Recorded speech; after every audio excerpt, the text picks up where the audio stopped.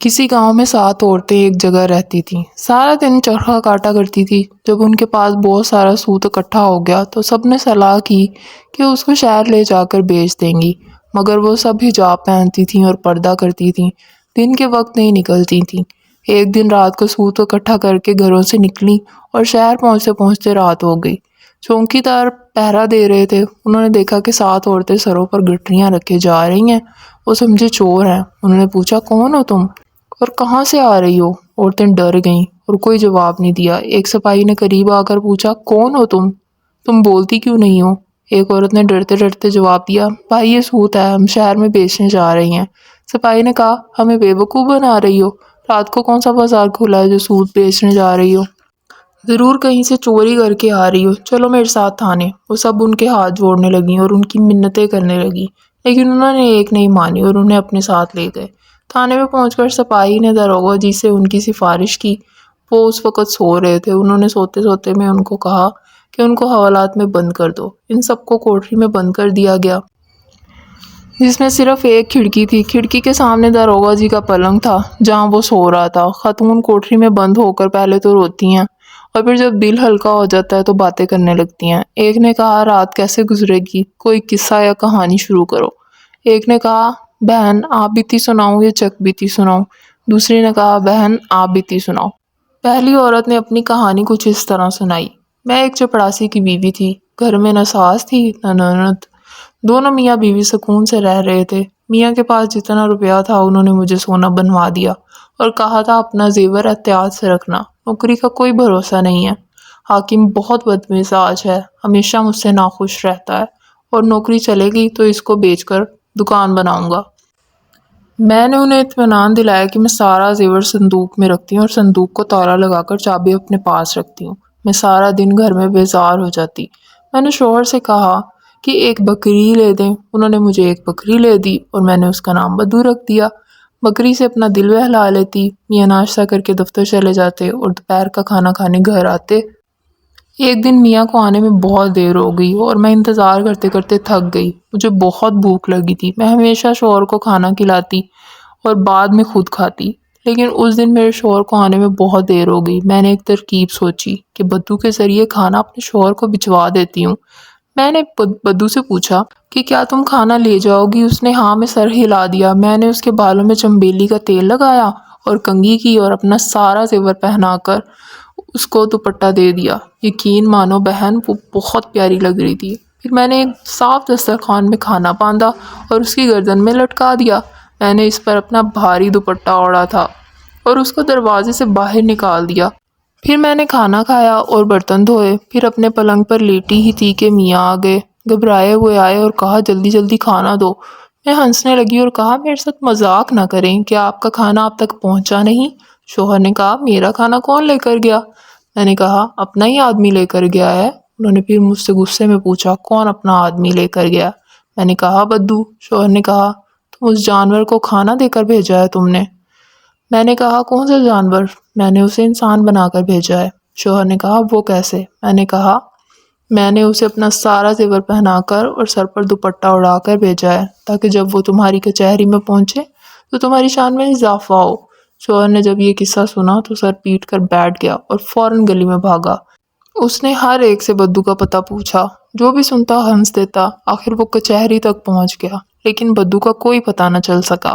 اس نے گھر آ کر مجھے بازو سے پکڑ کر گھر سے باہر نکال دیا اور کہا کہ ایسی عورت کی میرے گھر میں کوئی جگہ نہیں۔ بہن بھلا تم ہی بتاؤ، یہ کوئی بات ہوئی؟ دوسری عورت نے کہا، بہن میرے میاں کافی پیسے والے تھے، گھر میں کسی چیز کی کمی نہیں تھی، وہ تجارت کرتے تھے، 6 مہینے گھر پر رہتے اور 6 مہینے گھر سے باہر۔ میری شادی کو 1 مہینہ گزرا تو شوہر کو پردیس جانا پڑا۔ میری تنہائی کے ڈر سے اس نے میری ماں کو بلوا دیا۔ اس نے سارے سال کا سودا سلف گھر رکھوا دیا اور اوپر کچھ پیسے بھی دیے۔ اس کے علاوہ 20 روپے عید الفطر کے، 20 روپے شب برات کے اور 20 روپے محرم کے اور 20 روپے بقرہ عید کے دے گئے۔ جب وہ چلے گئے میں نے اماں سے کہا، اماں میاں جن جن کے پیسے دے گئے ہیں کیوں نہ انہیں آج ہی دے دوں؟ اماں نے کہا، کیوں نہیں بیٹا؟ میں گلی میں کھڑی ہو گئی، تھوڑی دیر بعد وہاں سے ایک آدمی گزرا۔ میں نے اس سے پوچھا، کیا تم شبراتی ہو؟ اس نے کہا، تمہیں شبراتی سے کیا کام ہے؟ میں نے کہا، میرے شوہر مجھے شبراتی کے 20 روپے دے گئے ہیں، میں نے سوچا اسے آج ہی دے دوں۔ اس آدمی نے کہا ہاں ہاں میں ہی جبراتی ہوں۔ میں نے اسے 20 روپے دے دیے۔ میں گلی میں کھڑی رہی۔ تھوڑی دیر بعد مجھے ایک آدمی نظر آیا۔ میں نے اس سے پوچھا کیا تم عیدو ہو؟ اس نے کہا ہاں میں عیدو ہوں۔ میں نے اسے بھی 20 روپے دے دیے۔ اس کے بعد ایک اور آدمی آیا۔ میں نے اس سے پوچھا کیا رمضان ہو؟ اس نے کہا ہاں۔ میں نے اسے بھی 20 روپے دے دیے۔ اس طرح بقرہ عیدو کے پیسے بھی دے دیے۔ ہم ماں بیٹی خوش تھیں کہ سب کا قرض اتر گیا۔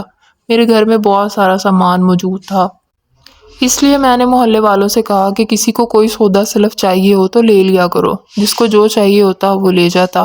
محلے کی عورتیں پہننے کے لیے میرے کپڑے اور زیور بھی لے جاتی اور پھر بعد میں واپس کر جاتی۔ اس طرح کچھ ہی دن میں سارا سامان ختم ہو گیا اور بات فاقوں تک آ گئی۔ میں نے اپنے میاں کو خط لکھا کہ مجھے زندہ دیکھنا چاہتے ہو تو ابھی واپس آؤ۔ شوہر اگلے ہی دن واپس آ گیا اور پوچھا کہ کیا کوئی چوری ہو گئی ہے؟ جو اتنا سامان اور پیسے کہاں غائب ہو گئے ہیں؟ میں نے کہا آپ جس کے پیسے دے کر گئے تھے میں نے ان کو دے دیے ہیں۔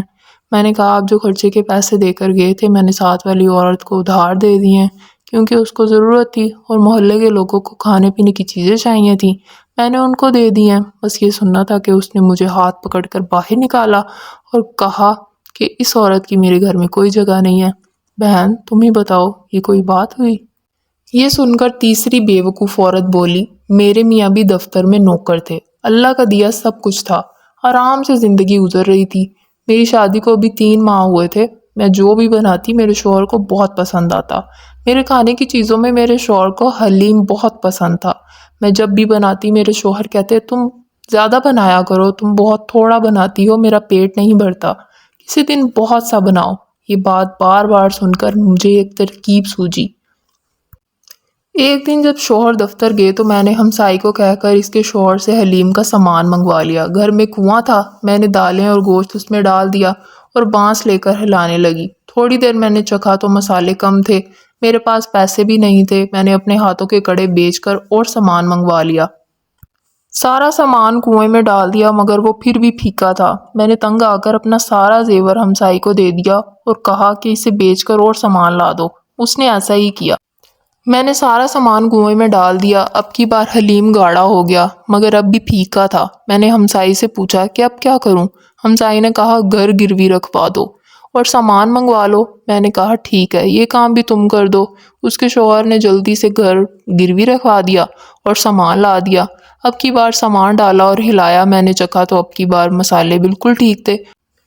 تھوڑی دیر بعد شوہر آ گیا، انہوں نے آتے ہی کھانا مانگا۔ میں نے کہا آج میں کھانا نہیں بنا سکی، مجھے وقت نہیں ملا۔ شوہر نے کہا ایسا کیوں؟ میں نے کہا آج میں نے آپ کے لیے حلیم بنایا، آپ خوش ہو جائیں کہ میں نے اتنا بنایا ہے۔ اس نے کہا اچھا جلدی لے آؤ۔ میں کنویں میں بالٹی ڈالی اور حلیم باہر نکالا۔ میں نے زبردستی ایک چمچ شوہر کے منہ میں ڈالا تو اس نے کہا یہ کیا کیچڑ میرے منہ میں ڈال دیا ہے؟ مجھے یہ سن کر بہت غصہ آیا اور میں نے کہا میں نے اتنی محنت سے آپ کے لیے بنایا ہے اور آپ اسے کیچڑ کہہ رہے ہیں؟ میں نے آپ کے لیے کنواں بھر کے حلیم بنایا ہے، اب ساری زندگی بھی کھائیں گے تو پھر بھی ختم نہیں ہوگا۔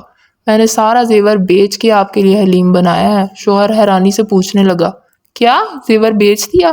میں نے کہا ہاں، اس سے بھی کام نہیں چلا تو میں نے گھر گروی رکھوا دیا اور سامان منگوایا۔ یہ سن کر شوہر بہت غصے میں آ گیا اور مجھے پکڑ کر گھر سے باہر نکال دیا کہ ایسی عورت کی میرے گھر میں کوئی جگہ نہیں، بھلا تم ہی بتاؤ اس میں میرا کیا قصور؟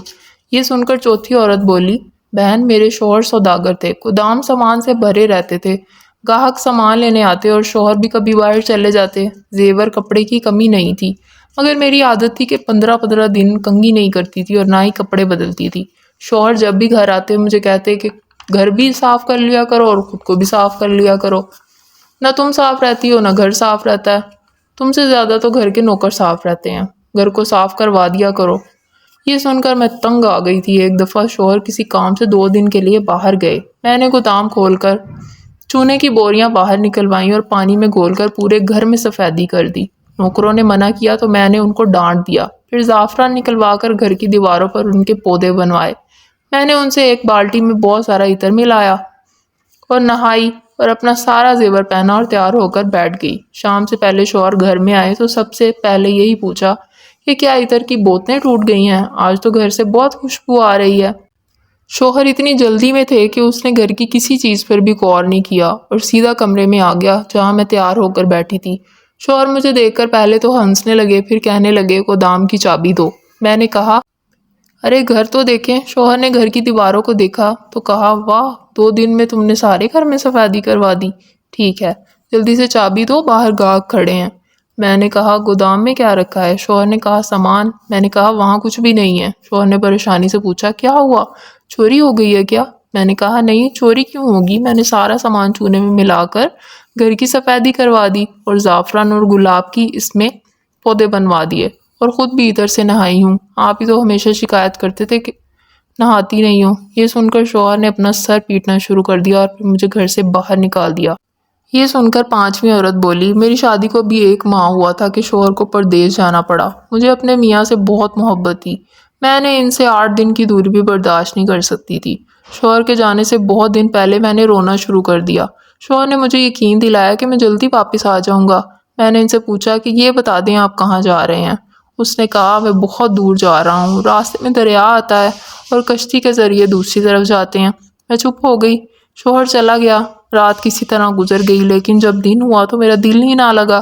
میں نے نوکرانی سے کہا مجھے میرے شوہر کے پاس لے جاؤ۔ نوکرانی نے کہا میں کیسے لے جاؤں؟ میں نے کہا راستے میں دریا آتا ہے اور پھر کشتی کے ذریعے جاتے ہیں۔ میں نے اس سے کہا کہ کیوں نہ گھر میں ہی دریا بنا لیں۔ وہ خوش ہو گئی۔ ہم نے مزدوروں کو بلوا کر کھڑکیاں اور دروازے بند کروا دیے اور زیور بیچ کے گھر میں پانی ڈلوانا شروع کر دیا۔ سارے پیسے اور زیور بک گیا پر پانی اوپر نہ آیا۔